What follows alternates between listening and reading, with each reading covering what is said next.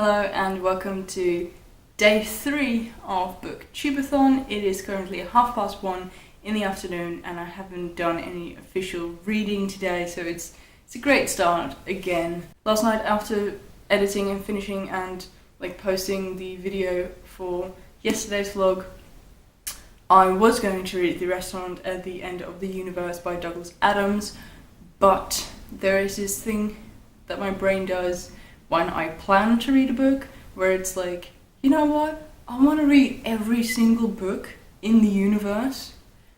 Apart from that one is a shitty book right now. I do not care about it. I would rather die than pick it up. So that's why I never choose books beforehand, because my brain will just tell me that I cannot read that book right now.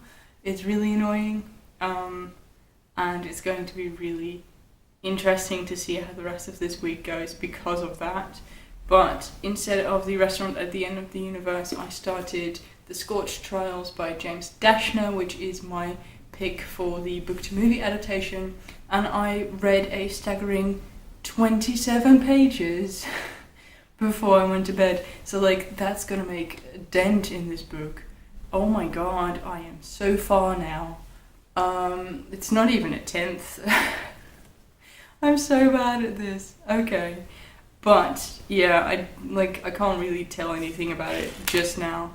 I've read this book before and I completely forgot that there was this new character introduced. I was like, oh, I don't remember him being there at all. So it's probably good that I'm rereading this before I continued on with the rest of the series. As I was running some errands this morning, I listened to the Shadow and Bone audiobook, and this is by Leigh Bardugo, and I am so pleasantly surprised by this. I love this book.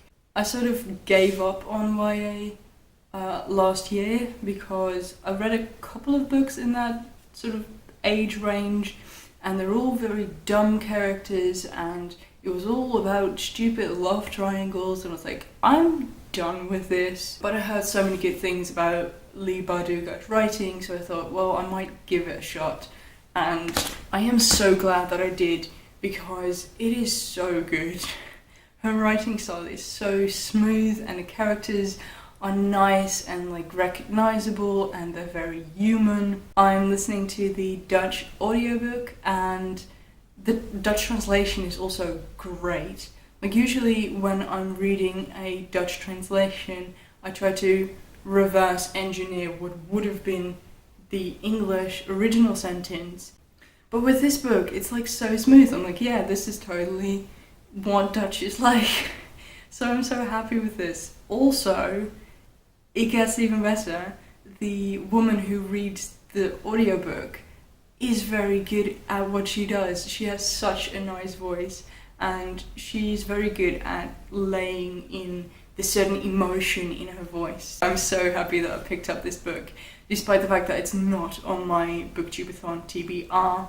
I couldn't find any of the books that I'm currently supposed to be reading on Storytel, which is the app I use for my audiobooks. I'm already listening to this book, so I'm just gonna finish it because I'm so into this story. For the rest of the day, I have planned to go to the bank to do adult stuff, and I still want to read 2 books today, so I hope I can get the Scorch Trials done, and then I'm not going to say anything about the other book that I want to read, in case my brain decides to veto again on that book.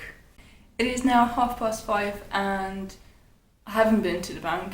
I haven't done the adult stuff. I tried to, but stuff got in between and it's boring. I won't get into it. I have been reading some more of the Scorch Trials. I'm now at page 100, as you can see. It's a bit more of a dent. I think the problem with why I didn't really connect with the Maze Runner the first time I read it is because everything seems so random.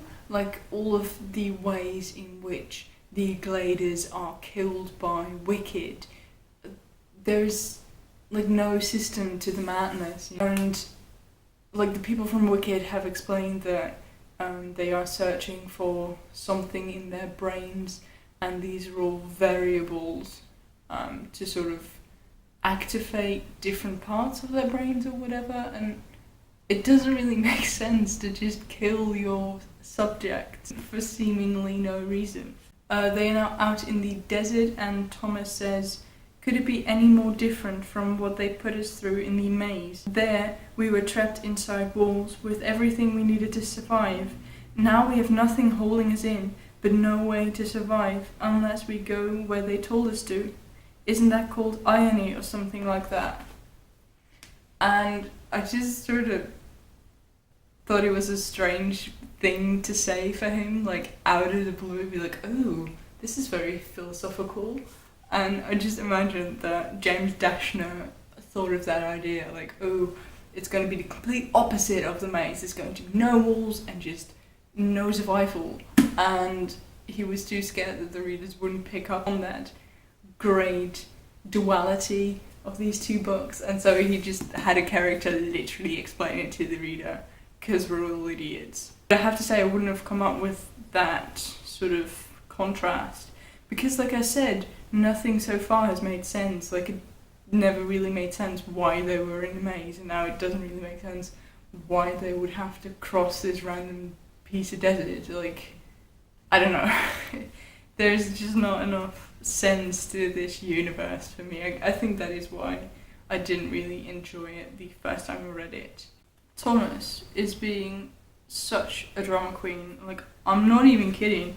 He'd been separated from Teresa, this girl that he met a week ago in the last book, and they were like they weren't even really, they were friends, but they're acting now as if they have this undying love for each other, and I never really picked that up in the first book.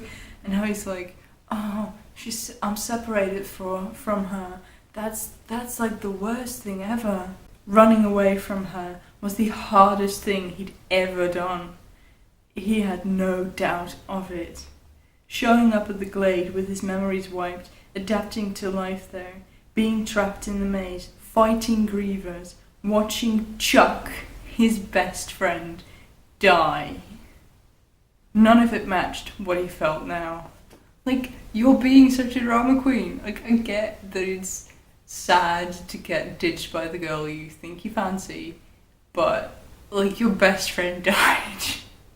Isn't that a little bit worse? Like, I'm sorry, but if I died and a week later my best friend would be like, "Oh, I got ditched by this guy.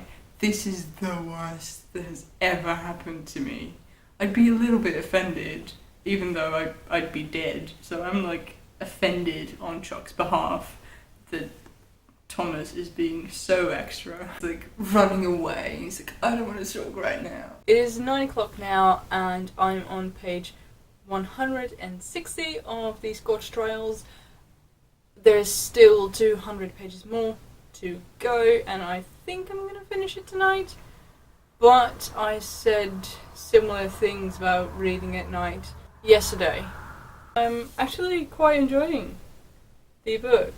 I didn't really expect that, because I felt kind of meh about the Maze Runner, but I'm kind of like growing to love-hate Thomas, because he's such a drama queen. I'm like, this dude needs to just sit down for once and not act as if the world is coming to an end because of all the wrong reasons. Like, he's very dramatic about his Teresa not liking him back, and you're like, dude, come on.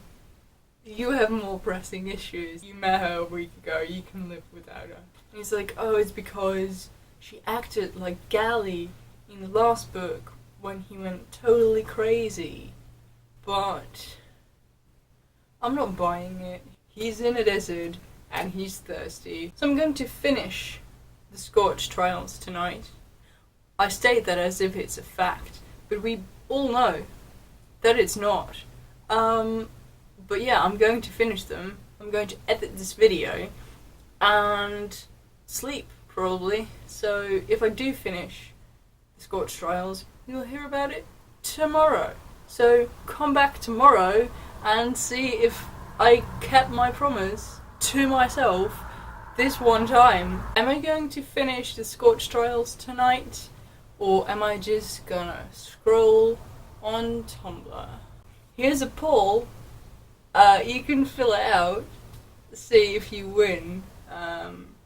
If you do win, you get absolutely nothing. But you could prove your faith in me. So, like my heart, okay? You could win my heart. Or break it. I don't know. Whatever suits your fancy. Do you have faith in me?